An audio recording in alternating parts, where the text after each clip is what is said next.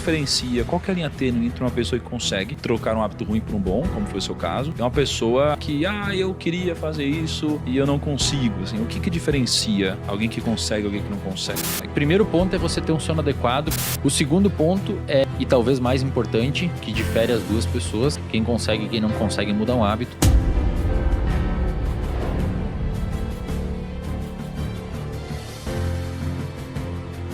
Antes de começar esse vídeo, eu tenho duas informações rápidas para passar para vocês. A primeira é que aqui na descrição eu deixei 3 livros, já ajudaram milhares de pessoas a transformarem suas vidas através do hábito. Então, se você deseja transformar seus hábitos, eu recomendo que você dê uma olhada nesses 3 livros. E a segunda informação é que o e-book Foco e Concentração, O Caminho do Sucesso, ele está com 50% de desconto. Acesse o link aqui também abaixo e veja todas as vantagens e todos os benefícios de você colocar tudo que está nesse livro em prática. E você tinha um hábito muito ruim e você conseguiu colocar um bom no lugar. E você falou que muitas vezes o que começa a dar esse gatilho, né, de começar aos poucos a ter essa motivação de mudar um hábito, de deixar um hábito ruim, é o próprio incômodo que é gerado pela consequência de fazer algo consecutivamente que vai te prejudicar de alguma forma. Só que eu não acredito que seja difícil para as pessoas identificarem, na grande maioria das vezes, o que é um hábito ruim. E ainda assim, elas sofrem, elas gostariam de não ter um hábito ruim, mas conseguem ter uma função sempre, né, em algum hábito, de alguma forma, né, ter uma recompensa, geralmente em algum hábito. Eu queria te perguntar, o que diferencia, qual que é a linha tênue entre uma pessoa que consegue trocar um hábito ruim por um bom, como foi o seu caso, e uma pessoa, às vezes, como que o Lucão acabou de falar, que, eu queria fazer isso e eu não consigo, assim, o que diferencia alguém que consegue e alguém que não consegue? Primeiro, você precisa, antes de mais nada, estabelecer um terreno fisiológico que permita a alteração do hábito. Vou dar um exemplo. Seria bom chegar na geladeira de noite, ter meia-noite e ter um negócio X para comer. A primeira coisa que você tem que fazer para tentar ter uma alteração comportamental a nível habitual significativa é ter ciclo circadiano regulado. Então, se você dorme errado, é mais ou menos tipo você querer andar com o carro com o pneu furado. Já saiu ruim. Inclusive na clínica BeHealth que a gente tem, a primeira intervenção que a gente faz com todos os pacientes é ajustar o sono do paciente. Mas o que é dormir certo? Pelo menos de 7 a 9 horas por noite.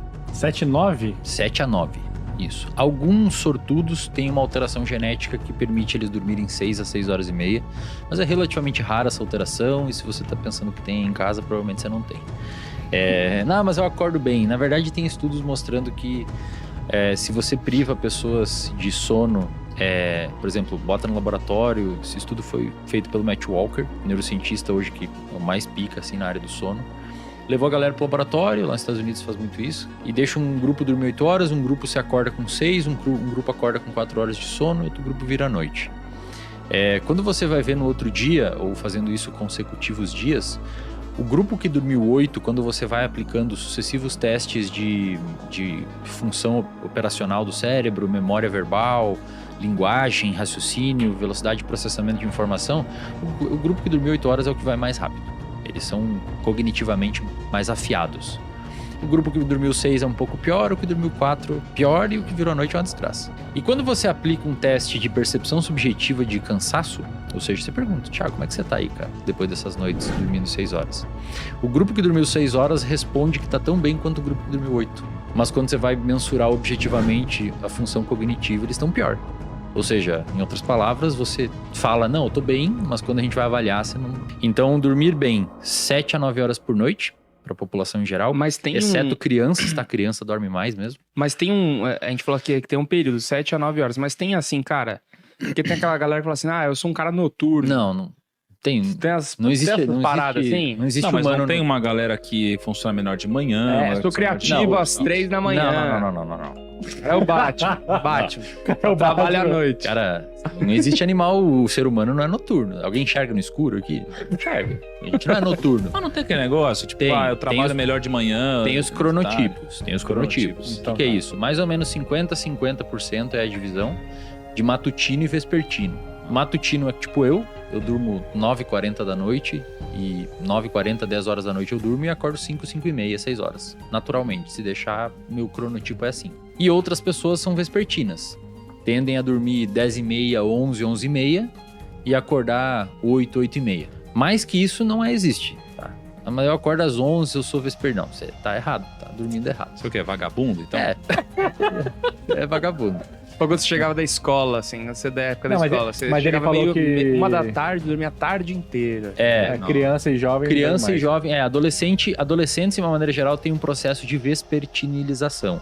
Adolescentes, eles tendem a dormir mais ou menos meia-noite e acordar um pouquinho mais tarde. Por isso que escolas, por exemplo, que obrigam o adolescente a acordar 6 horas para pegar um busão para ir para a escola, cara, é um crime contra Eu o dormia na sistema aula biológico sempre. do adolescente. Ele acorda, inclusive, É. mole, assim, ó. Ele acorda no meio do sono profundo. Acordar Então, dormir bem. 5 horas da manhã todo dia. 7 a 9 horas por noite, passando por todas as fases de sono. Só pra que gente não seria perder a adequado. resposta, porque a gente entrou no sono, mas o objetivo era responder Sim, por que sim, que alguém eu vou consegue- voltar lá.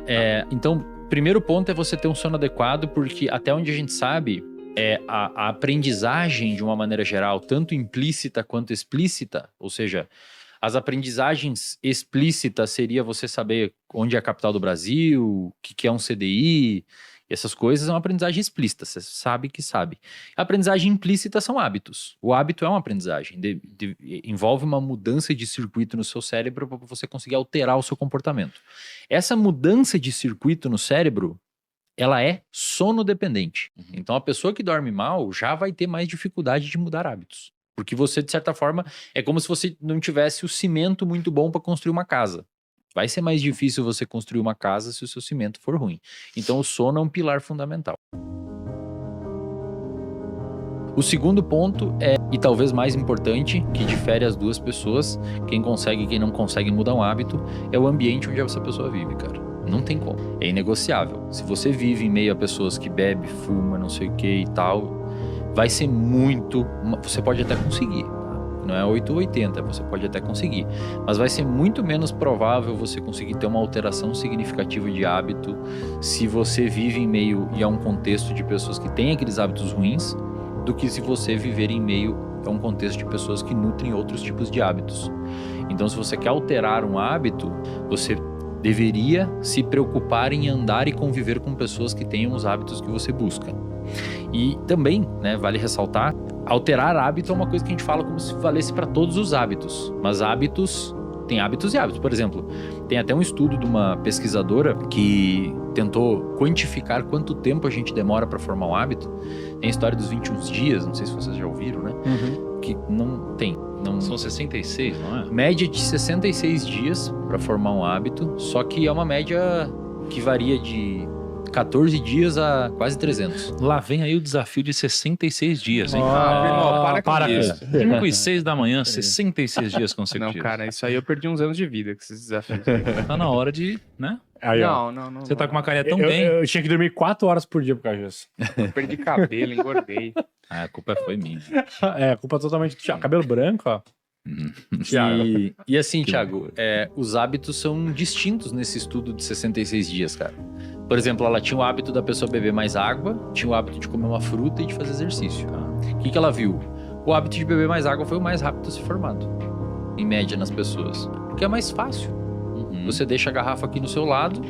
É diferente de você ter que ir à academia, que envolve interação social, envolve deslocamento, envolve abrir mão de um tempo da sua vida para fazer aquilo. Problema de interação social mesmo. Mas às vezes a pessoa demora para formar o hábito porque tem essas barreiras para vencer. Então, hábitos mais simples são mais fáceis de formar e hábitos que envolvam um complexo muito grande acabam demorando mais. Mas o principal é o ambiente, tá, É cara? o ambiente, né? Contexto.